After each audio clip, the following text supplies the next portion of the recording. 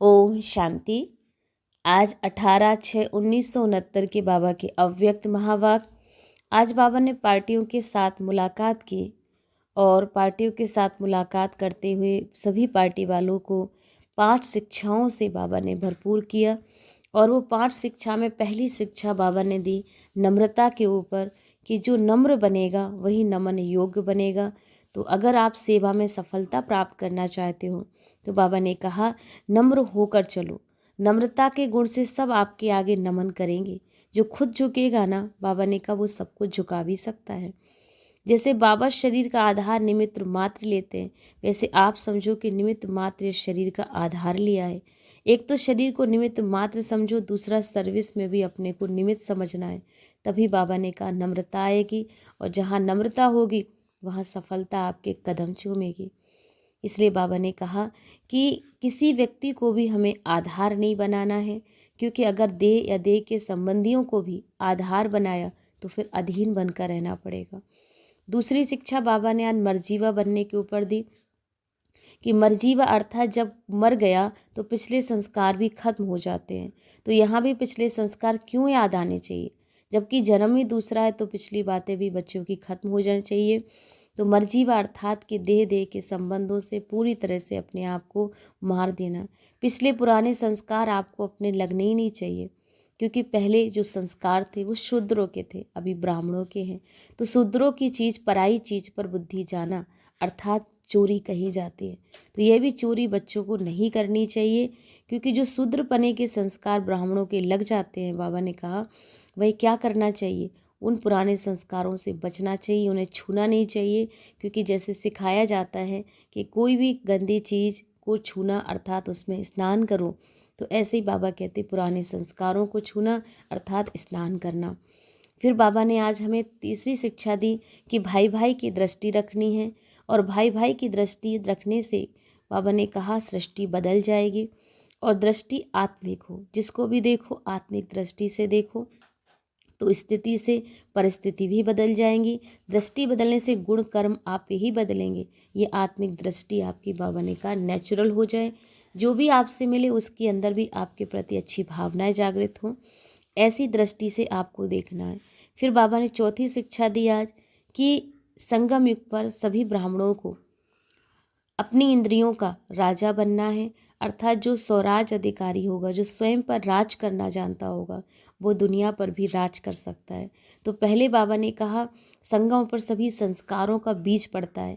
यहाँ के बीज के सिवाय भविष्य वृक्ष पैदा नहीं हो सकता है।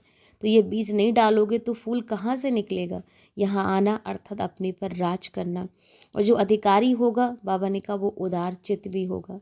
इसलिए उदार चित्त होकर के अधिकारी बनो, तो औरों पर भी राज करना सहज हो जाएगा। पांचवी शिक्षा बाबा की आज रही कि पढ़ना भी है और पढ़ाना भी है। बाबा ने यही कहा है कि मन वृत्ति अर्थात अव्यक्त दृष्टि से सर्विस कर सकते हो, तो अपनी वृत्ति दृष्टि सर्विस करने में कोई बंधन नहीं है। पढ़ो और पढ़ाओ, इस बात पर बाबा का आज खास अटेंशन है। अब सुनेंगे विस्तार से बाबा के अव्यक्त महावाक्य।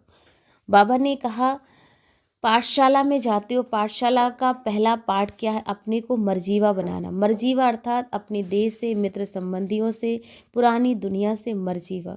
ये पहला पाठ पक्का किया। संस्कार में मर्जीवा नहीं हुए, जब कोई मर जाता है तो पिछले संस्कार भी खत्म हो जाते हैं। तो यहाँ भी पिछले संस्कार क्यों याद आने चाहिए, जबकि जन्म ही दूसरा है, तो पिछली बातें भी खत्म होनी चाहिए। ये पहला पाठ पक्का अर्थात मर्जीवा बनना है, ये पक्का करो। पिछले पुराने संस्कार ऐसे लगने चाहिए जैसे कोई के थे ही नहीं हमारे। पहले शूद्रों के थे, अभी ब्राह्मणों के हैं, तो पुराने शूद्रों के संस्कार नहीं होने चाहिए। पराई संस्कार अपने क्यों बनाते हो। जो पराई चीज को अपना बनाते हैं उनको क्या कहेंगे, चोर। तो यह भी चोरी क्यों करते हो। यह तो शूद्रों के संस्कार है ना, ब्राह्मणों के नहीं है। और शूद्र की चीज को ब्राह्मण स्वीकार ही क्यों करते हैं। अछूत के साथ कपड़ा भी लग जाए ना तो नहाते हैं। तो शूद्रपने का संस्कार ब्राह्मणों को लग जाए तो क्या करना चाहिए, उसके लिए पुरुषार्थ करना चाहिए। वैसे गंदी चीज को नहीं छूते, वैसे ही पुराने संस्कारों से बचना है, छूना नहीं। इतना जब ध्यान रखेंगे ना तो औरों को भी ध्यान दिला सकेंगे। बाबा ने कहा सर्विस की सफलता के लिए मुख्य कौन सा गुण धारण करना है, तो बाबा ने दूसरी बात कही नम्रता का।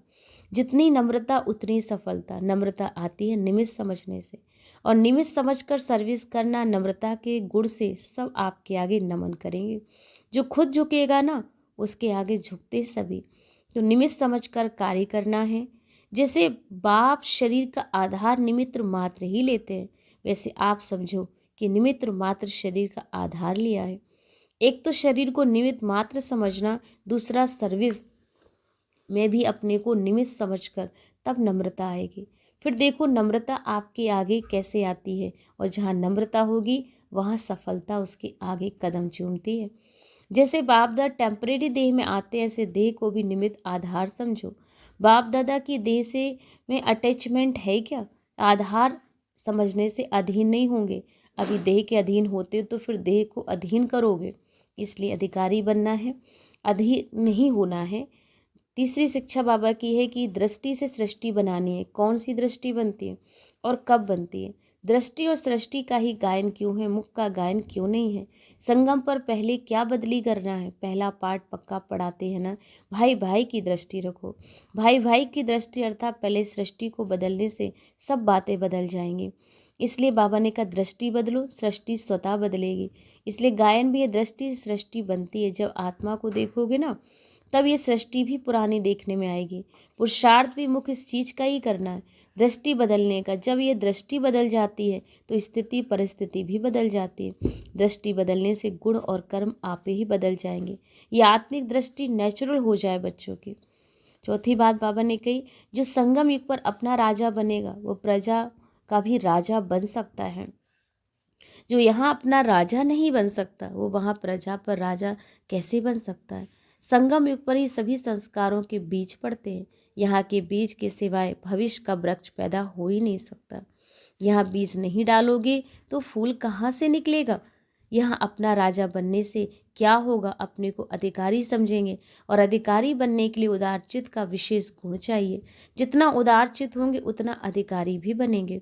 पांचवी बात है कि ब्राह्मणों का मुख्य कर्तव्य है पढ़ना और पढ़ाना। इसमें बिजी रहोगे तो और बातों से बुद्धि हटी रहेगी, नहीं जाएगी व्यर्थ में। तो अपने को पढ़ने और पढ़ाने में बिजी रखो।